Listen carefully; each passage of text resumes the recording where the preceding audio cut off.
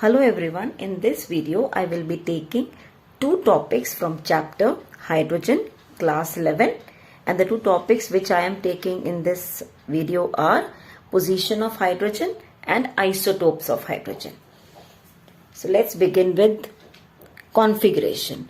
We know configuration of hydrogen is 1s1. So looking at the configuration, we can say that it has some similarities with alkali metals and some with halogen. So first we are talking about resemblance with alkali metals. Right. Now we know in the periodic table the position of hydrogen is not exactly correct because it's a non-metal and it is placed along with alkali metals. And in some periodic tables you will find that it is placed somewhere on the top in between. Okay. So what all points we can consider in the resemblance with alkali metals? The first thing is configuration. Hydrogen, we know the configuration is 1s1, and alkali metals configuration is ns1. That means in the valence shell they have one electron in s orbital. This also has one electron. So configuration wise both are same. Both have one electron in s orbital. Right? So this is one similarity with alkali metal. Second, electropositive character. Both have tendency to lose one electron and form ion. Like if we say hydrogen can lose one electron and can form H plus. Electron is given out. So it has formed ion.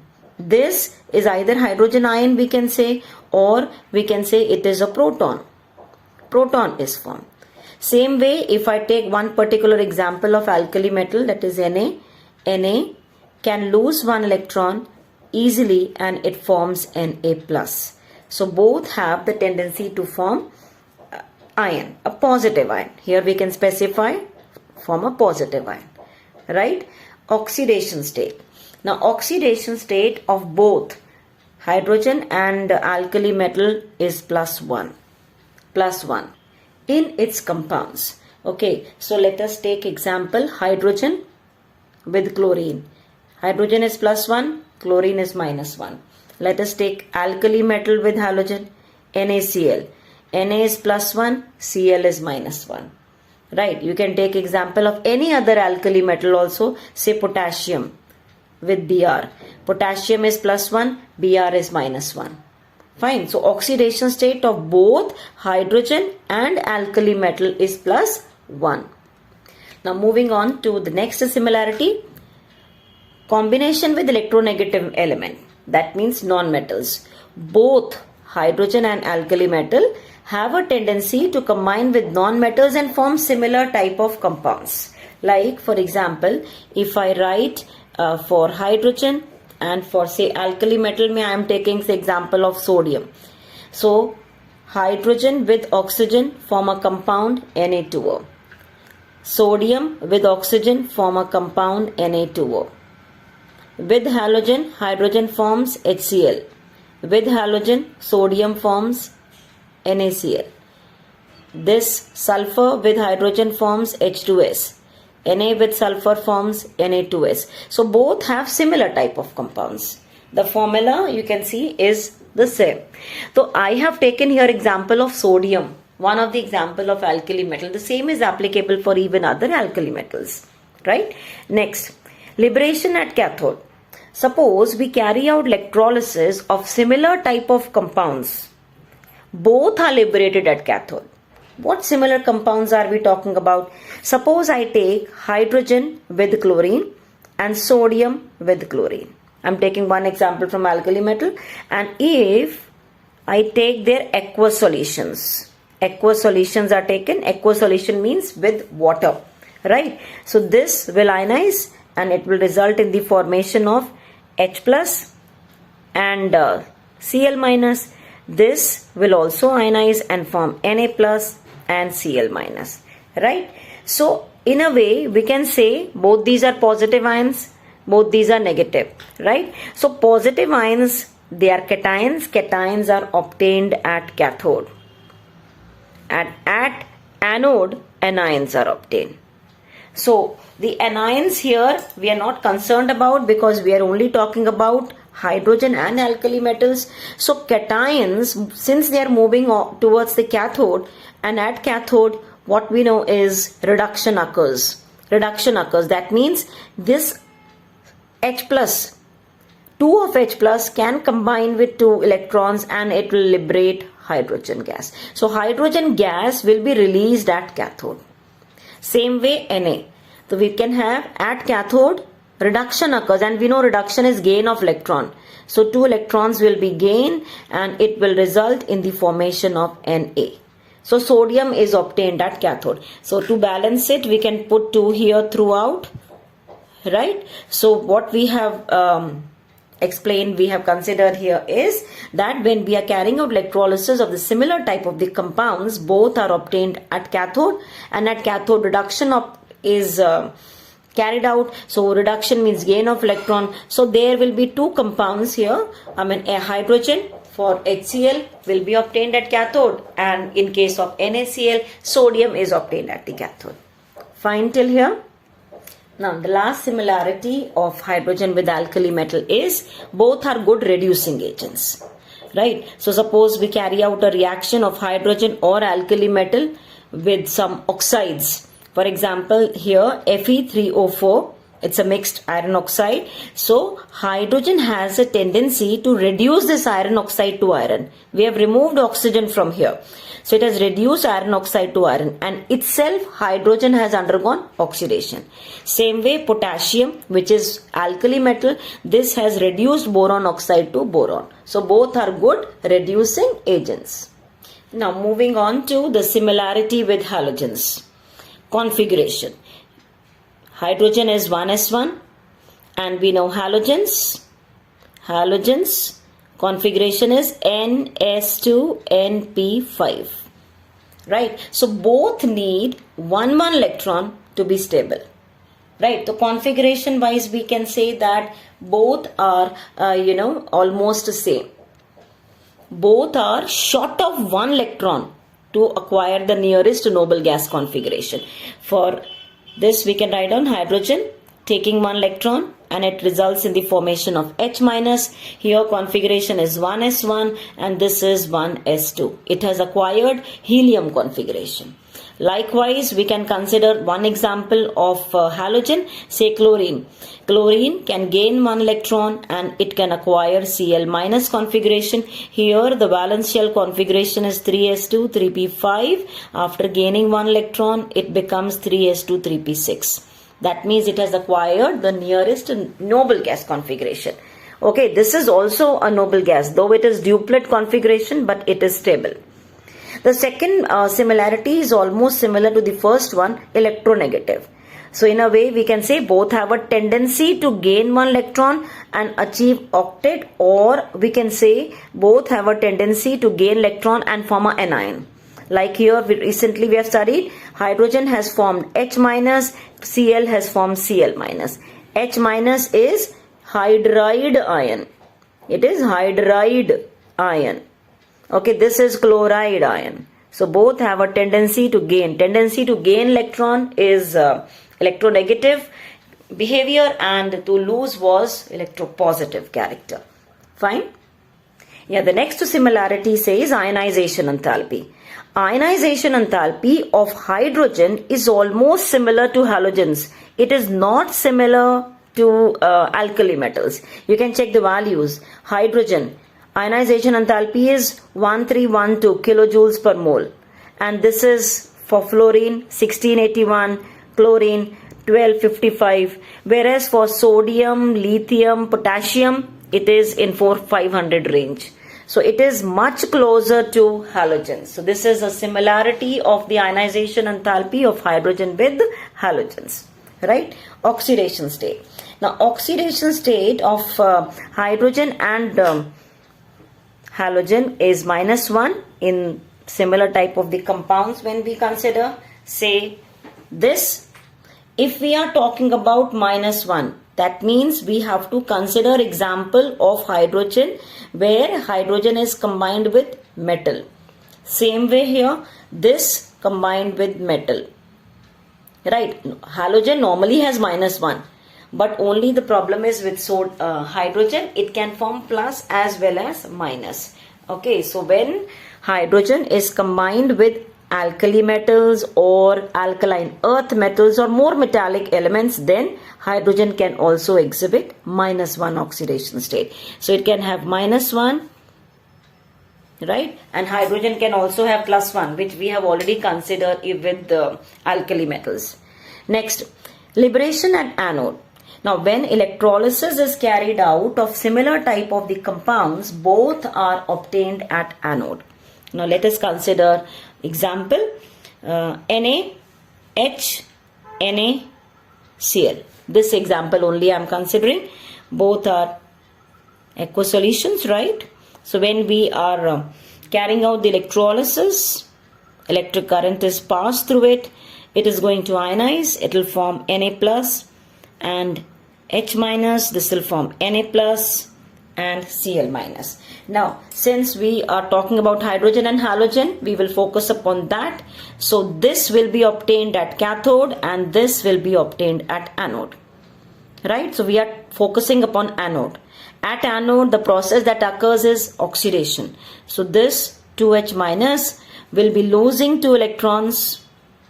It will be losing 2 electrons and it will form H2. Right? It will lose electrons and it will form H2. Same way here, 2Cl minus will lose 2 electrons and it will result in the formation of chlorine gas. So, both chlorine and hydrogen are obtained at anode. Right? So, it's a similarity with halogens. Moving on to the next similarity, hydrogen and all halogens, Cl2, Br2, F2, I2, what do we find? Atomicity is 2. They are all diatomic molecules. Right? Now, combination with metals. That means hydrogen and halogens both form similar type of compounds with the metals. So, we can take example NaH. You have here NaCl. You can have CaH2. You have CaCl2. So, the compounds formed, the molecular formula for that, the final thing, that is same. Right? Formation of covalent compounds. So, again, the compounds which are formed by hydrogen and halogen, they have similar formula. For example, you can have carbon. With carbon, CH4, halogen has CCl4.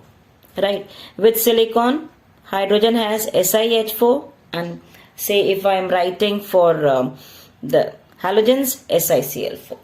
Right? Nitrogen, NH3, here you have NCl3. So, formula wise they are same. Right? Now, apart from having some similarities with alkali metals and some with halogens, there are some differences hydrogen is having with both. That means some different properties hydrogen exhibits. The first such property is hydrogen is less electronegative than alkali metals. We are saying it is electropositive. Sorry, hydrogen is less electropositive than alkali metals. Though we are saying hydrogen is electropositive, but it is less electropositive than alkali metals. Likewise, it is less electronegative than halogens. Okay, next, hydrogen contains only one proton and no neutron, whereas in alkali metals and halogens there are neutrons also. Hydrogen is the only element in the whole periodic table that is having only one proton. It has no neutrons. Okay, the next one is the nature of oxides. Suppose we are writing for alkali metals, we know alkali metals, say formula we are writing Na2O. Hydrogen we are writing say H2O. We take one particular example in halogen, say chlorine, Cl2O7. And if we see the nature of these oxides, we know alkali metal, it's a metal.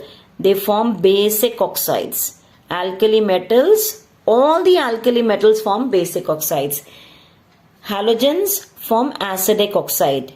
We already know that the metals form basic oxide and non-metals form acidic oxide. Then what about hydrogen? The oxide formed by it is neutral. So this is a property which is not similar with either alkali metals or halogens. So the different property it is exhibiting. The next one is absence of lone pair of electron. Now this is particularly with reference to the diatomic molecules formed by hydrogen and with chlorine. Say halogens. Hydrogen and halogen. Hydrogen has one electron that is already shared, and whereas chlorine has 7. One is shared. There are 3 pairs left over on each chlorine. So it is having some lone pairs of electron on both the atoms, whereas hydrogen does not have it, right? Yeah, this is about the occurrence of hydrogen. Its most abundant element, 70% of the total mass of universe is hydrogen. At extremely high temperature of sun, so many hydrogen atoms, they can combine and they can form helium, right? And energy is released. Okay, now we move on to isotopes, right? We know that isotope is that which is having same atomic number, but they have different mass number, right? So hydrogen has 3 isotopes: protium, deuterium and tritium. Okay, protium we represent by H11. So the symbol for protium is H11. That means it is having 1 electron, 1 proton and 0 neutrons. What we write here on the top is mass number. A is the symbol for the mass number. Z is the symbol for atomic number. So protium has mass number 1, atomic number 1. So it's having 1 electron, 1 proton and 0. The difference of A and Z is number of neutrons. 0 neutrons in protium. Deuterium is written as H21 or D, and electrons, what we write here, that is the mass number. So electrons 1, protons 1 and neutron, the difference of the two, that is 1. Okay, what about the last one, tritium? H31 or T we write. Electrons are 1, protons are 1 and the neutron is the difference of A and Z. So it has 2 neutrons. Abundance wise, if we see, the first isotope of hydrogen, that is protium, is 99.985%. So if we collect a sample of hydrogen from anywhere, the maximum quantity is protium. Deuterium is the next one, that is 0.0156. Whereas you find tritium is 10 to the power minus 15. That is the least.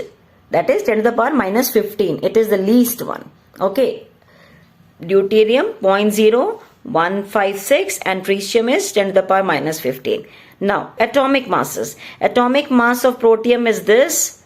It is double of it, deuterium, triple of it, nearly tritium. Protium is also called as ordinary hydrogen. Deuterium is heavy hydrogen and tritium is radioactive. It is unstable, the last one. It undergoes radioactivity. Now, there is another point, isotope effect. What we find is protium, deuterium and tritium, they are having different mass numbers. So, because they have different masses, their rate of reaction, their properties also will be different. That is termed as isotope effect. What is isotope effect? Difference in the properties of isotopes. These isotopes we are talking about due to the difference in the atomic masses. Like, these are the properties I wrote. Rate of reaction, equilibrium constant, they will be different. So as of now, you can just remember that the properties like this are different. Rates of reaction, equilibrium, why are they different? Because of the difference in the atomic masses. Chemical properties will be same because they are having, 1 electron in the valence shell, right? Yeah.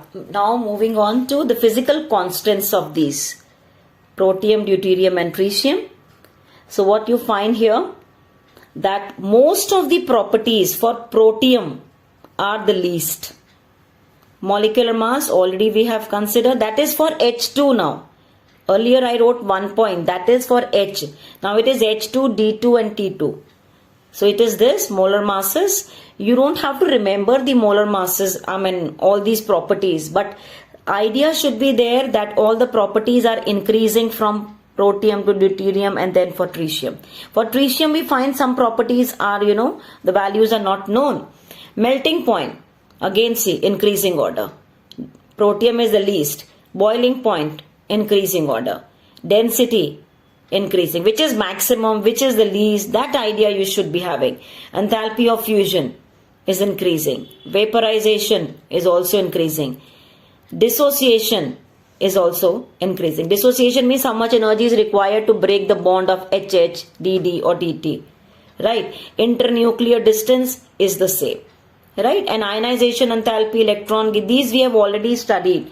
Okay, that idea you should be having in the periodic classification. We already do this. But for others, we do not have the values known. Okay, till here. Now, in the next video, I will be taking the preparation and the remaining topics of hydrogen. Please learn this properly. Thanks for watching.